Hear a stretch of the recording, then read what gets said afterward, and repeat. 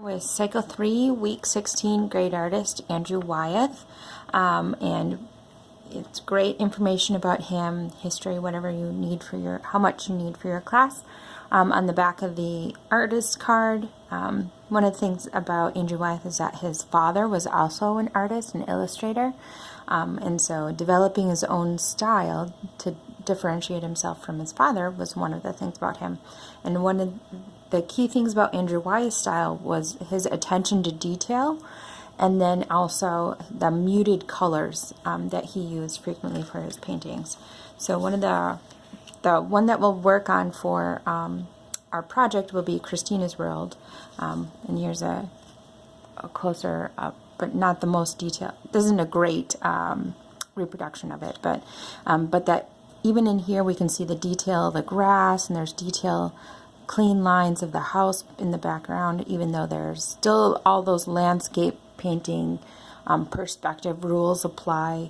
And then this is another piece that I love. I think it's just really cool, all the texture that we can see, the grass in the foreground, and even just how he added that detail of the car's tracks through the grass there, of adding that kind of shadow lines in, and then the detail in the muddy path and the bricks, and heavy dark shadows, but again muted color, so more in those neutral palette with tints and shades and kind of heavy shadows. We can see the crowd of people, but then we can see this perspective.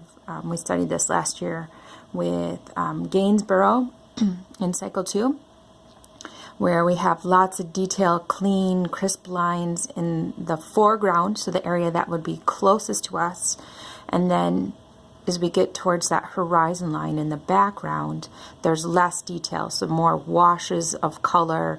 The trees are just kind of, we can see a little bit of detail here, but it's mostly just dabs of color. And there's also richer color in the foreground and more muted, washed out colors as we get towards that horizon. And then the same thing is happening in the sky here too. More detail. The clouds are up at the top that would be closest to us, and then as they get closer to the horizon line here, they are lighter and lighter, so tints of that. But even here on the barn is really cool. The cracks we can see in the side of the building, and the washed, the weathered wood, that gray, and there's detail here, but how the shadow and the black areas of what that wood really looks like, and the shingles, just really cool details. And then this is another piece that I picked out I think is really cool, because of the technical aspect of painting this so hard, of this wispy curtain that's like lacy, of getting that painted on there so we can still totally get this idea of seeing through it out the window, but then how the wind is blowing it, and how he's got the lines of it. It looks like the bottom of the curtain has just been grabbed by the wind a little bit, and it's just floating up. So capturing that to be able to, it's not just pure opaque paint he's painted on here, but the brush strokes to give it that idea of laciness, where there's still a little bit of color in there, and that there's even not, and it's not totally flat flying up. It's got shape to it. It's just a really beautiful piece.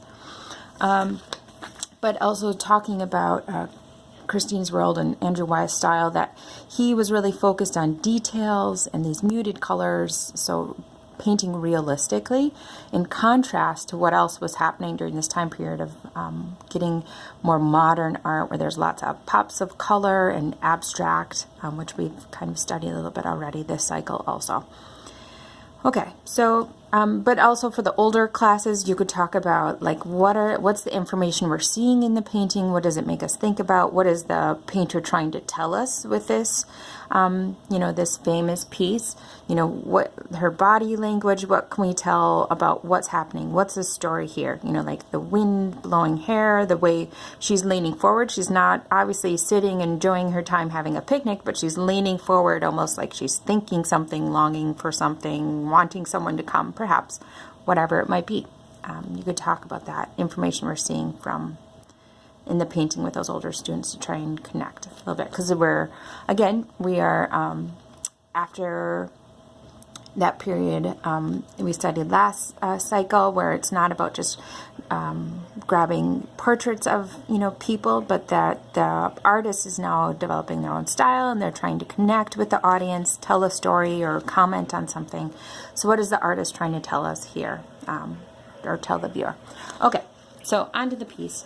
So you could look at the video from last cycle, Gainsborough, if you wanted more landscape painting practice, or to see it again, just a slightly different subject.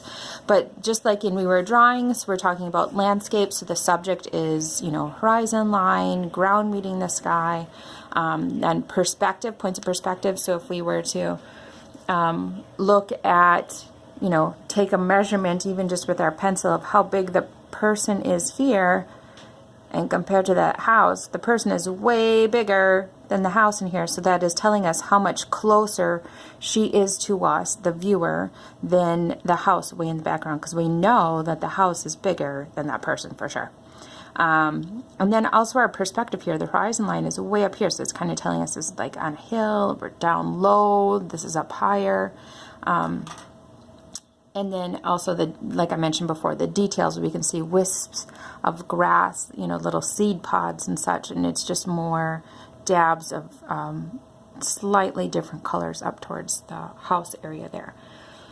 And vanishing point, so you could talk about with the older students that you could focus on 2 point, because we could see this line here, and that you could draw some of those roof lines and the sides of the house down to 0.7 bar, probably connect out here. But again, we're not going to draw those lines in, it's just approximate. Foreground, the area close to us. Background, up towards the horizon line.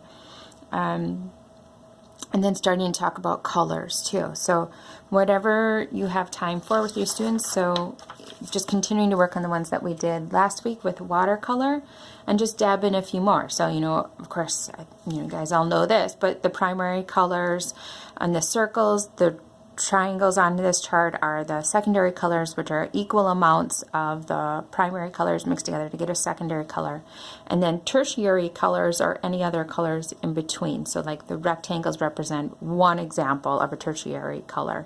Complementary colors, you could have students fill in some of these and quiz them, directly across the triangle from each, or across the wheel from each other. And then analogous colors would be colors right next to each other, and there could, it could include the ones in between, more tertiary colors, but one example would be violet, and blue would go analogous colors. And then shades are any colors just adding a little bit of black, more and more, to a color to make a shade. And then a tint is any color just adding a little bit of white, more and more, to make it lighter. So whatever time you have or want to use for working on the color wheel.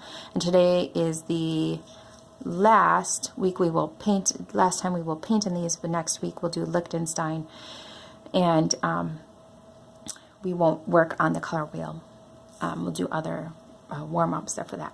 Okay, so if we're doing the landscape, you're just going to do it quick. So we have our horizon line, and working from the example of this, so I'm going to put the horizon line up towards the top. And then there's a couple of different choices in our bins. There's some stiff bristled brushes, or I'll definitely have some spun brushes too, to do our underpainting, and that's just putting broad areas of color down for us to start. And then we can layer in more colors on top of that, so we make sure we don't want to do paint details and then try and paint around them. Then never works. So you do a underpainting first, and so I will do that by just mixing up a brown. And this is, if you look at this, if I look at this main field of color, it's kind of a warm brownish, but it does have a little bit of bluish green in there too. And so I'll add a little bit of that, but it's going to be mostly yellow. So I'm going to do it first with this brush. So I'm going to just move some over, a little bit of red,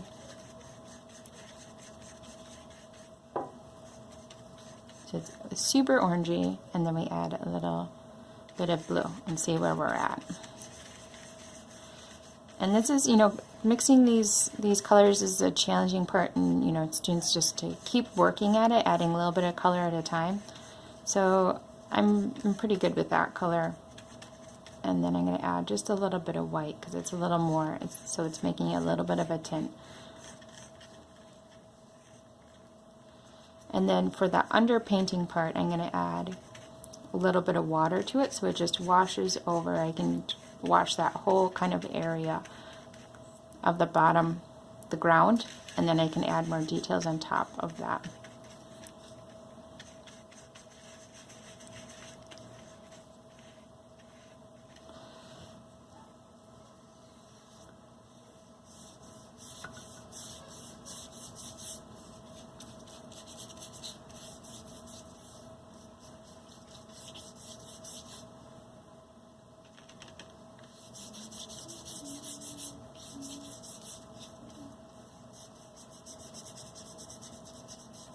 So that's what that looks like, and I'll show you the sponge brush works really good for this job too.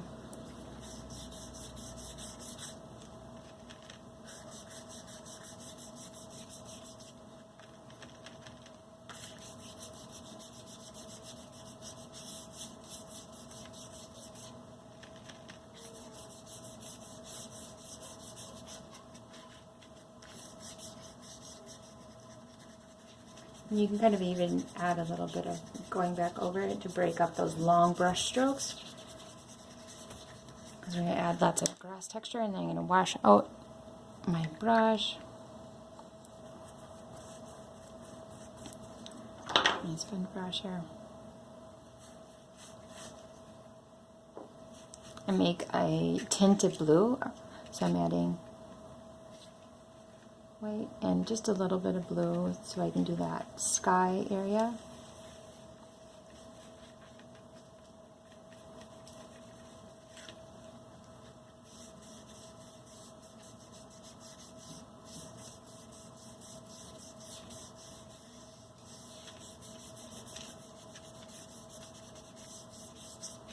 Okay, so there we are. So now I can go in and I'm going to do also, so the big area, so I'm going to also add in the detail of the house. I'm not going to worry about drawing the person because you're just not going to have time to do that. That's something students could work on at home if they wanted to.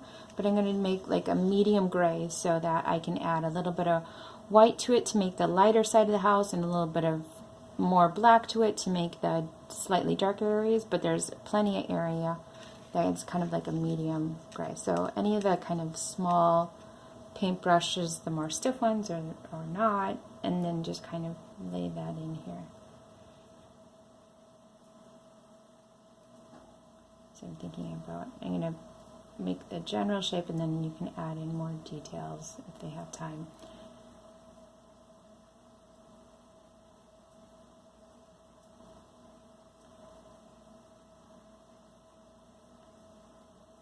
And this brush is kind of floppy. The slightly stiffer brushes are a little bit better for making shapes. Okay, but then I can add just a little bit of black to it.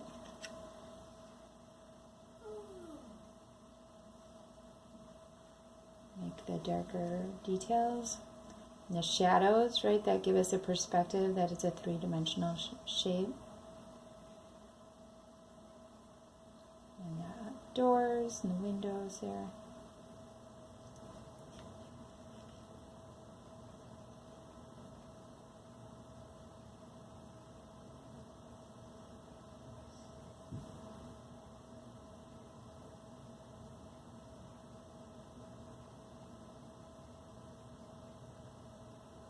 Okay, all right, good enough in that part. And then the other details show is using a little bit of dry brush, so I can, to start adding more details back in here, I can come in and I can grab paint and just brush it off a little bit so that I can do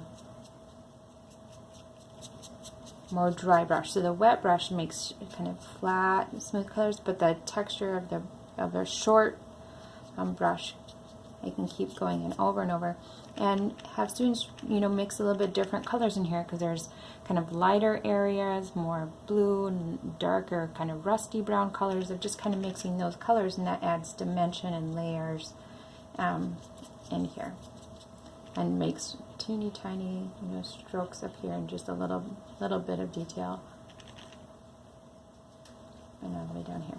If students add texture in, they could work on adding this road in, which is making a lighter, you know, a tint here, and then kind of adding a little hints of that along there. You could add these seed pods in over on the side, you know, just different mark making. Okay, so using the brushes in different ways to get different marks, and just kind of keep layering that up. And you could add a little bit more blue up at that top to get that, wash that in a little bit. Oops, there it is. You can even use a little water to blend that, you know, if you add different layers in that you want to be smoother. And also adding in a little bit of